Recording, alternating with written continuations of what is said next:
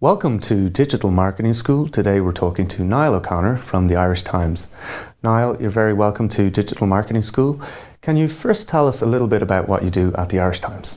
I'm the Digital Revenue Manager for the Irish Times. What that means is I manage all the online revenue services, whether it be they're proprietary services like, say, archive and crosswords, or third-party services that we partner with people like online dating or the sale of our front pages as gifts.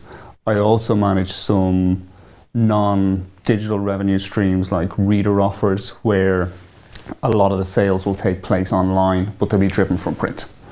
So I suppose what I manage really is everything that is not advertising or circulation related revenues.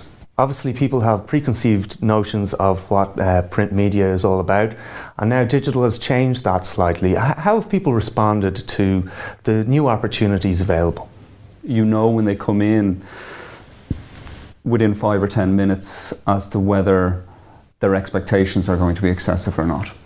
And it's always about managing those expectations, because at the end of the day, both the Irish Times newspaper and the Irish Times online, what the core reason people are coming to the site for is editorial content. It's the quality content that people write. So they're coming to keep up to date on the news, look at business, have a look at the latest sport, or follow the match live if they don't have access to TV on, say, a Saturday for Six Nations. They're the reasons they're coming.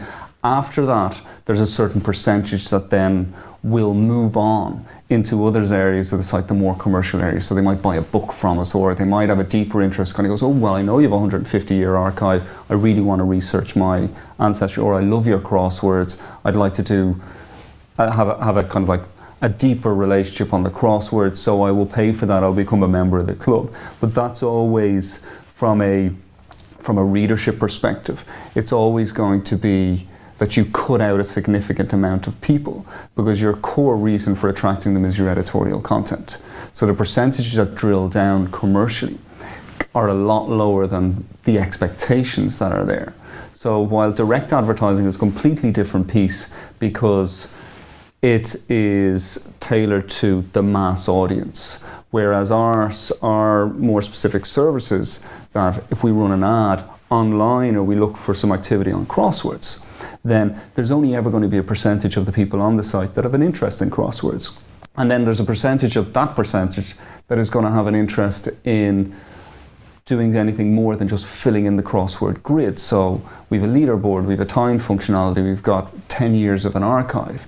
But when you get down to those numbers, what people's expectations are is the number should be significantly large and generate hundreds of thousands of euro, or if it's a third party, we should fill our kind of like our hostels, we should, like we've got the Irish Times, it's a great affiliate to have, but they don't actually think about the reasonings why people are coming. They assume that the top level figures that we're generating in terms of page impressions, unique users or circulation is their market size.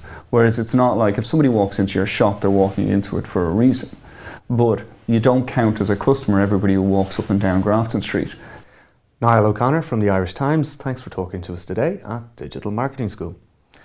If you have any questions you would like asked at Digital Marketing School, don't hesitate to drop me a mail at simon@digitalmarketingschool.com.